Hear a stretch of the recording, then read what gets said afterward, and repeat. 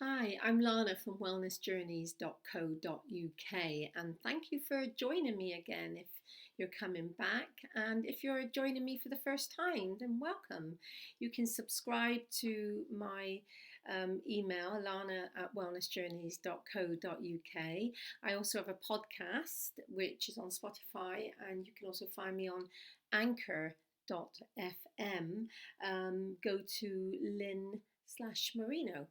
But let's get started because today I wanted to start with the big question that a lot of people, all of us actually, ask somewhere in our life. And that question is, why can't I be loved? Why can't I get love? And it's a big question. It's a loaded question with many, many unanswered questions. And as you know, those that have listened to my podcast and my journeys to wellness, my wellness journeys videos in the past, I talk a lot about my personal experience, and I think this has to be said that when you've experienced stuff in life, then it's coming from your truth if you're brave enough to do that. And I know a lot of people on the planet nowadays are using the technology and the platforms that we have to help other people. So we live in a world of technology where it serves us, and I say that it's a blessing and a curse. But for me, I want to talk about how that question for me, that loaded question, why can't I get love, kind of hindered me most of my life. There was the critic and the judge, which is in all of us, that was born out of my belief that I wasn't lovable, that I wasn't acceptable. Why can't I get love? Why can't I be loved? Why can't I be like the other girls? Why am I not perfect? Why am I so skinny that I get made fun of? Why am I so fat that people won't accept me? Why don't I have the perfect eyebrows? Well, as we know, all this is part of our sense of self-esteem and our sense of self-worth. And if we believe something about ourselves, then obviously, that belief is going to get stronger and stronger the older we get. And in the mix, we're going through different relationships, be it with our parents, our siblings, our family, our work colleagues. And we're reaching out all the time, sometimes without even knowing that we're reaching out and looking for perfection. So why can't I get love? Well, if I give love to others first, then I'll get love back. And that's the simple answer. Giving love to others, being obedient, complying, conforming to what society, what our family, what people say, we conform. So there's a part of us that we let go of. And the journey to healing, as we know, is not linear. The journey to healing is definitely one of experiences. I don't call it mistakes. I don't believe that we make mistakes. Every journey, every part of our journey is something that we learn from. So the journey to healing, it can be a long one, and sometimes, it can be a painful one. But when you're ready to take that next step to saying, you know what, I've had enough of this situation, I've had enough, it can be a light bulb moment where everything can change. And that's why we're seeing more and more in today's world, in the 20th and 21st century, where people are actually leaving relationships after 20, 30 years.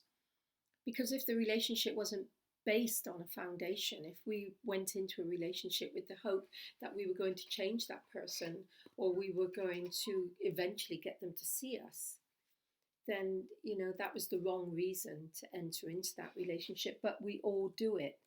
We've all been down that road, and we've all kind of experienced relationships that have really been kind of what I call those relationships that just drag themselves out, where you keep thinking things will get better. So a lot of people will take up things, or they'll take up something that can lead them, or believe it can lead them to being acceptable, to finding love in that eternal peace and happiness and harmony within. I remember one day, some years ago, looking over my shoulder, and literally, there's no drama. There's no drama in my life.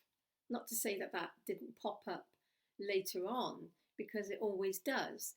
But if you keep telling yourself, actually, I'm not a victim anymore, I'm not a victim to my past, I've done the work, I've looked at my lower self, I've looked at the pain, I've come to terms with the fact that I'm not a bad person.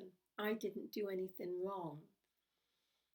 The inner critic and the inner judge obviously would not agree with you on that one.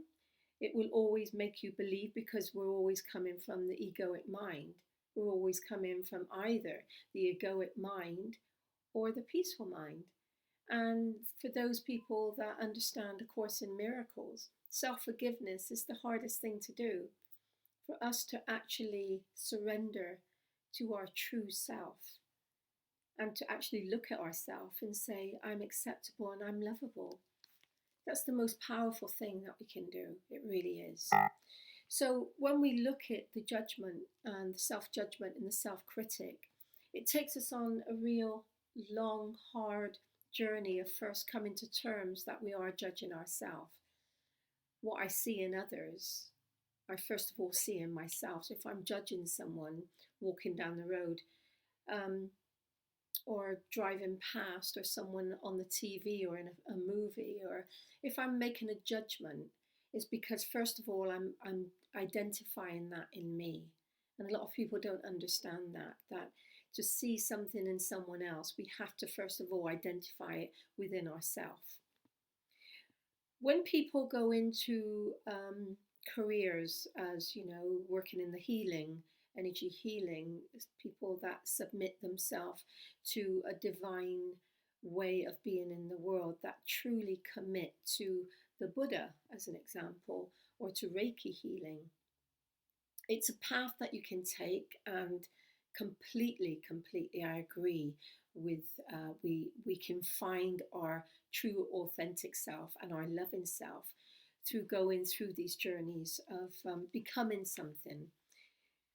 The only thing is that if we are doing something to get the outcome that we want, to be accepted, to be lovable, then that is not the reason for doing it. So as an example, I know I've experienced, I've met a lot of people that work in Reiki, which is a beautiful, beautiful healing modality that a lot of people enter into.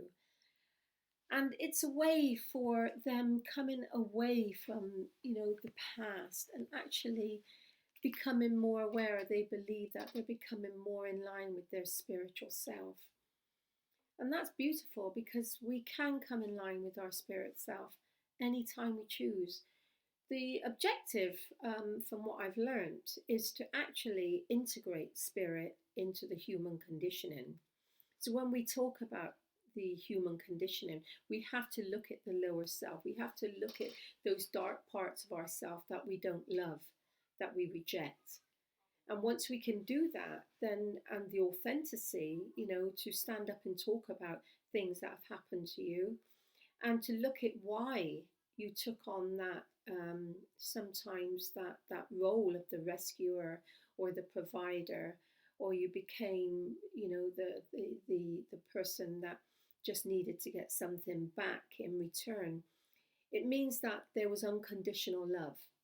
And then if we go to the heart center, which we know is where unconditional love comes from, we can measure our unconditional love for others against our conditioned love.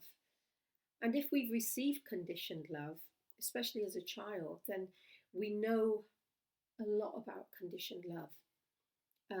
If we got rewarded with love for something that we did, if it was being quiet while mum or dad was, in the other room, or obliging parents, or the teacher, or children in the playground, I'll do anything to win love.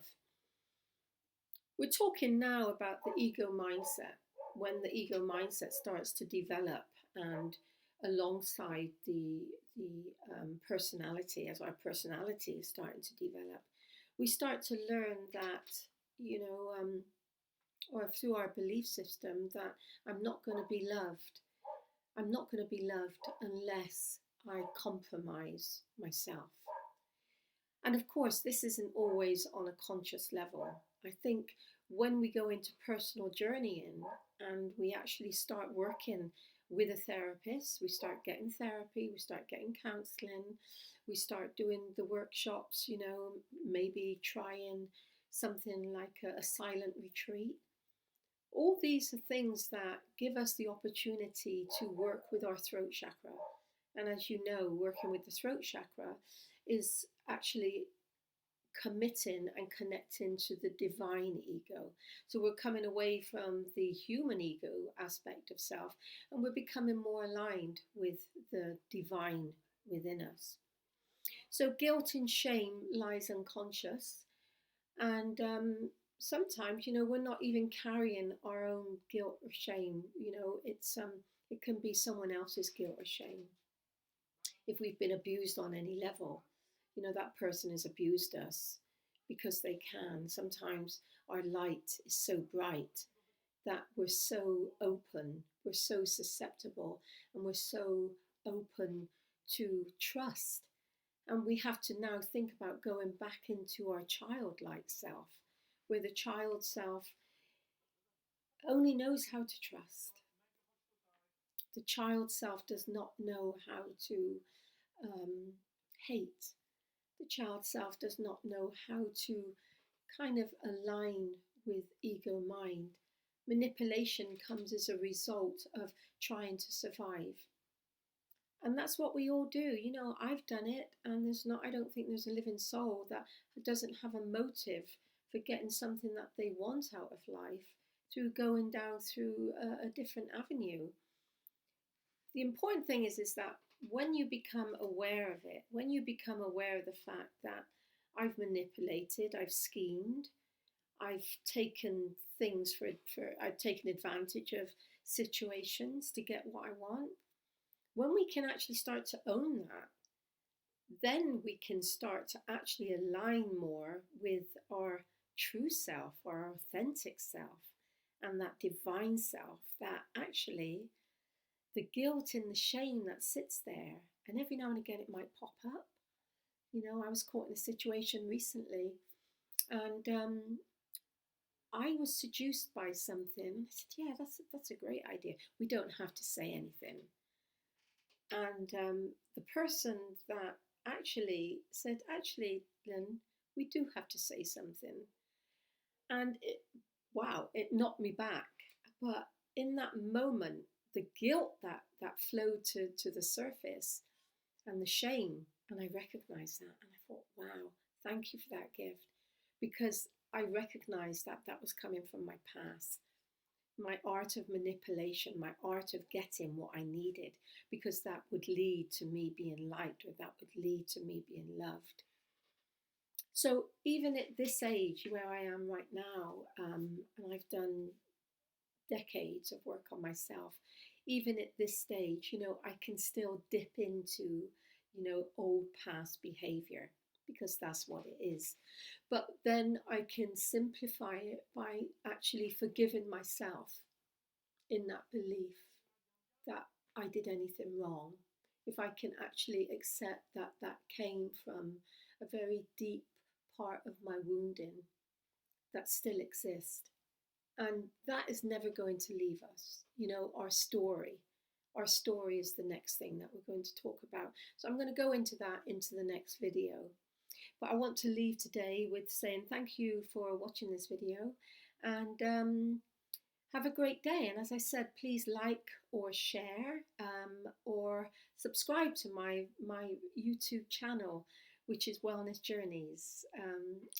Or you can go to Lana Marino. And yeah, you'll find me. Just put that into the search engine and you'll find me on YouTube. And as I said, I do a podcast on Spotify. You can find that, and that comes under Wellness Journeys. So go away and have a great day. And if you're going to join me for the next episode, I look forward to seeing you. Take care and feel the love. Feel the love for you.